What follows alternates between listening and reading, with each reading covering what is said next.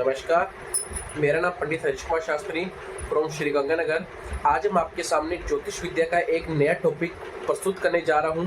आशा करता हूं कि यह टॉपिक सबको अच्छा लगे और कृपया करके इस टॉपिक को आप अपने घर के अंदर और अपने दोस्तों के साथ चर्चा जरूर कीजिए, ताकि यह टॉपिक आपको जीवन के अंदर और आपको ज्योतिष विद्या के अंदर सीखने में काफ़ी मदद करे। आइए अब आपको मैं बताता हूँ कि सूर्य देव हमारे कुंडली के 12 भावों में किस किस प्रकार से फल देते हैं और क्या क्या रिजल्ट इनसे मिलता है। तो चलिए मैं आपको सीधा ही बताता हूं कि बहुत सरल भाषा के अंदर आपको बताऊंगा कि सूर्यदेव हमारी कुंडली में क्या कारक है। देखिए, सूर्यदेव, सबसे पहले डिस्कशन करना चाहूंगा कि सूर्यदेव क्या चीज है। सूर्यदेव हमारे सौर मंडल का एक ऊर्जा का स्रोत माना जाता है। सूर्य यानी पिता का कारक ज्योतिष विद्या के अनुसार, सूर्य यानी आत्मा का कारक सूर्य के अनुसार। जिस जातक की कुंडली में सूर्य देव जितने प्रबल होते हैं उनको उतना यश, मान, धन, संपत्ति, विद्या, बाहुबल, संतान पक्ष, भ्राता पक्ष, ध्येय पक्ष और आत्मा पक्ष से वृद्धि मिलती है। सूर्य जिस कुंडली के अंदर जितना प्रबल होगा वह जातक उतना ही प्रतिष्ठावान होगा। सूर्य जिस कुंडली में, जातक की जिस कुंडली में अच्छा या अच्छे ग्रहों के साथ युक्ति करेगा वह जातक उतना ही प्रसिद्ध बनेगा। तो सूर्य देव हमारी जन्म कुंडली में गवर्नमेंट जॉब का भी कारक है। सूर्य देव हमारी जन्म कुंडली में राजनीति का कारक है। सूर्य देव हमारी जन्म कुंडली में हर प्रकार की संतान पक्ष, विद्या पक्ष, बाहुबल, भ्राता पक्ष और सब प्रकार के धन का कारक है। तो चलिए अब आपको मैं समझाता हूँ कि सूर्य देव आखिर हमारे 12वें भाव के अंदर, 12 के 12 भावों के अंदर हमको क्या रिजल्ट देते हैं।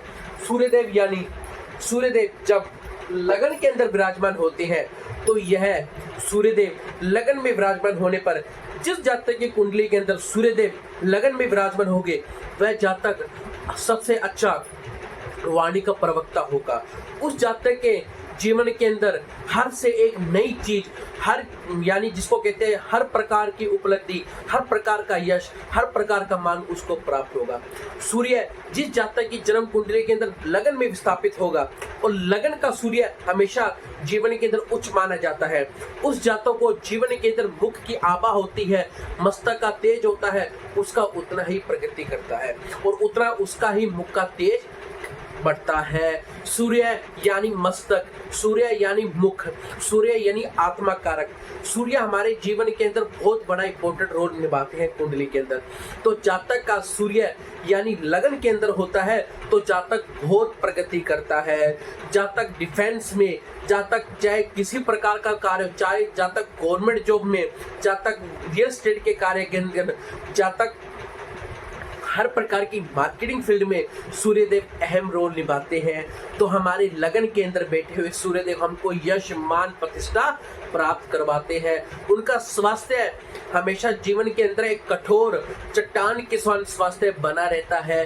वह कभी जीवन के अंदर बहुत कम बीमार पड़ते हैं। ऐसे जातक जीवन के अंदर काफी अच्छी प्रगति करते हैं। वाणी के व मुख के तेज के कारण उनका हर कोई मोहित हो जाता है। यह सूर्यदेव लगन में बैठने से हमको अपार धन संपन्नता मिल सकती है। अगर सूर्यदेव धन भाव के अंदर दूसरे हाउस के अंदर विराजित हो तो क्या रिजल्ट आता है। अगर सूर्यदेव सेकंड हाउस के अंदर विराजित हो तो हमें अपार धन सफलता प्राप्त होती है। सूर्यदेव सेकंड हाउस में विराजमान होने से सप्तम दृष्टि 1 2 3 4 5 6 7 8वें भाव में जाने से उनको जीवन के अंदर कहीं ना कहीं मस्तिष्क संबंधी परेशानियां बनी रहती है। सूर्यदेव सेकंड हाउस में होने पर उनको रियल एस्टेट से धन, प्रॉपर्टी से धन, शेयर मार्केट से धन, बड़े भाइयों से धन, पिता पक्ष से संबंधित धन और पैतृक संपत्ति उनको प्राप्त होती है।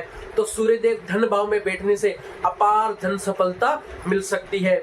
सूर्यदेव सेकंड हाउस होने से उनको जो जिसको कहते हैं ना कि अपार धन सफलता के साथ साथ गोद आई हुई संपत्ति भी उनको प्राप्त होती है। सेकंड हाउस के सूर्यदेव उनको यश, मान, प्रतिष्ठा प्राप्त होती है।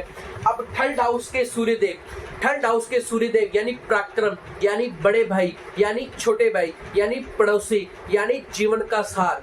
तीसरे हाउस के सूर्यदेव जीवन के अंदर उनके पराक्रम में वृद्धि कराते हैं, उनको अतिरिक्त मेहनत के साथ ही उनका भाग्य उदय होता है।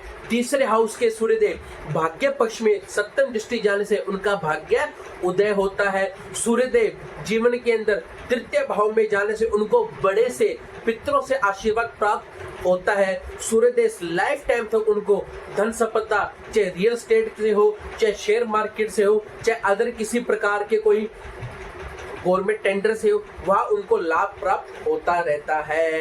यहाँ सूर्यदेव विराजमान होने से उनको अपार धन संपदा मिलती रहती है।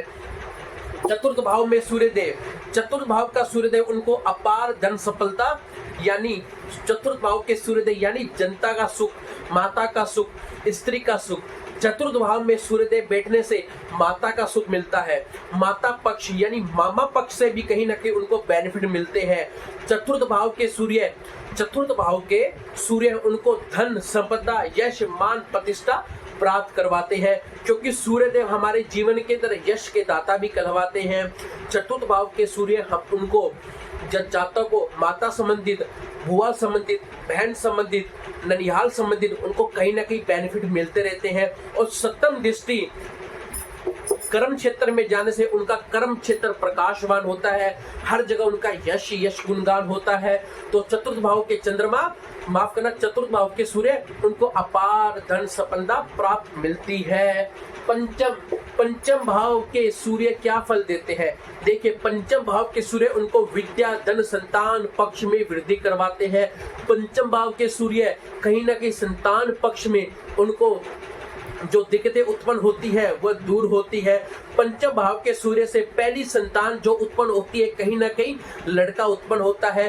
पंचम भाव के जो सूर्य होते हैं वो उनको उच्च शिक्षा प्रवाती करवाते हैं। पंचम भाव के सूर्य कहीं ना कहीं विदेश यात्रा भी करवाते हैं।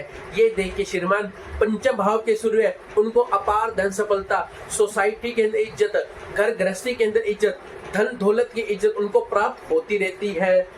छठे भाव के सूर्य, छठे भाव के सूर्य क्या करवाते हैं? छठे भाव के सूर्य उनको हर प्रकार के कार्य में जो डिले होता है वह धीरे धीरे उनका कार्य बनने लगता है। छठे भाव का सूर्य उनको अपार धन सफलता, यानी अपार धन सफलता के साथ उनको मान, प्रतिष्ठा, गुण, जिसको कहते हैं पीएचडी में सहायक होते हैं।